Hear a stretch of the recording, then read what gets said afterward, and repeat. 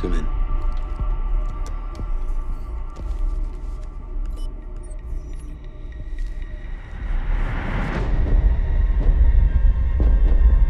I'll give her time to walk through.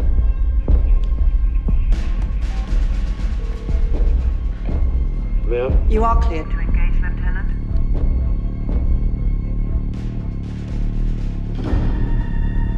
She stopped.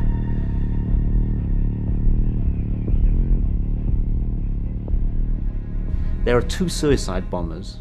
There's the bomb maker, and there are two senior operatives of Al-Shabaab in that house. There's a lot of people there they want to take out, basically, the Americans in particular, and the British and the Kenyans. They would all like to get rid of them in one way or another. So the question then becomes, do they sacrifice the girl in order to kill these people who they want off the face of the earth?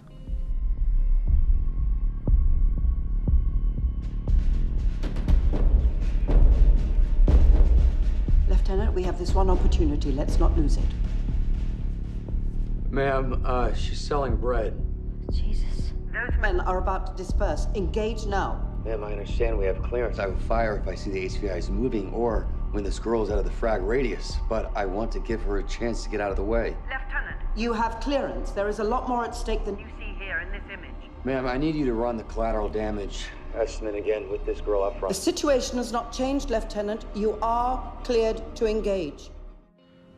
I don't think in the West we quite understand exactly what drone warfare is, and I think if you switch it, for years, America and Britain and other countries have been conducting war in Pakistan, now in Yemen, in Somalia, in the border in Afghanistan, from 20,000 feet, dropping a Hellfire missile onto a village, hoping to hit the people they need to take out, Al-Qaeda.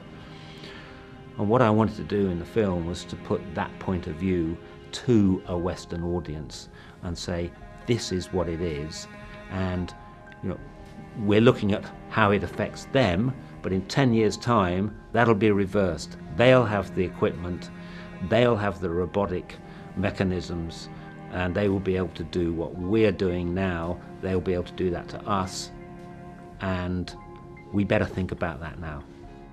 Harold, this is a very time-sensitive target. Do I have authority to strike? The rules of engagement you're operating under only allow for a low collateral damage estimate. Yes, and my weapons only invoke a low CDE. It's the explosives inside that house that bring it to a potentially high CDE. And since you know the explosives are there, it is incumbent upon you to take them into account. I can see a potential legal objection. Jesus, we've got 2 suicide bombers and 3 very high-value individuals inside that house. And you want them off your list, I understand that, but the rules of engagement you're operating under envisaged a capture, not a kill scenario.